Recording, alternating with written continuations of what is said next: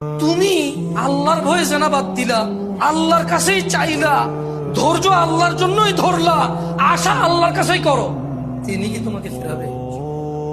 তিনি হচ্ছেন উনি যিনি 99 জনকে হত্যা করার পর শুধু উনার কাছে শাস্তির ভয়ে আছে কিনা আমার মুক্তির উপায়, আমার কি ক্ষমা হবে, ক্ষমা কার থেকে? তাহলে ওই যে বনি ইসরায়েলের ঘটনা, ও 99টা মানুষকে মারার পর কার কাছে ক্ষমার জন্য? ক্ষমা হবে কিনা ব্যাকুল হয়ে গেছে। কার কাছের জন্য?